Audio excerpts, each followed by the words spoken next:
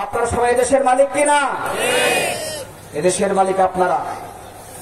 এদেশের মালিক, এদেশের বৈধ মালিকানা মুসলমানদের, এদেশের বৈধ মালিকানা মোমেনদের।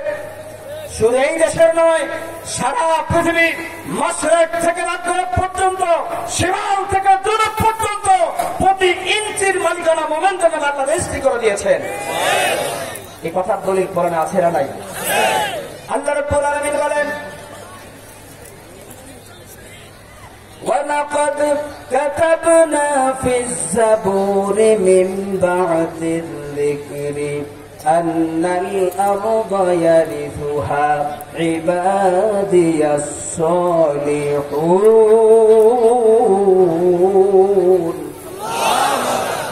শুধু কোরআনের মধ্যে নয়, আল্লাহ পাক বলছেন ওয়ালাকাদ কাতাবনা, আল্লাহ পাক বলছেন আমি লিখে দিয়েছি ফি জাবুরি, জাবুর কিতাবের মধ্যে।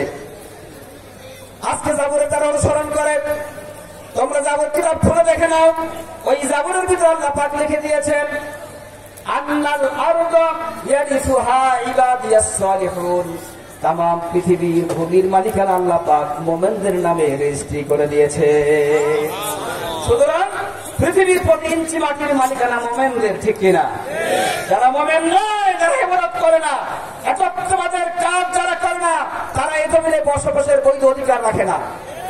আর আজ মুসলমানদের অনৈক্যের কারণে প্যালেস্টাইনের মুসলমানদেরকে মেরে মেরে শেষ করে দিচ্ছে, তাদের ভূমি থেকে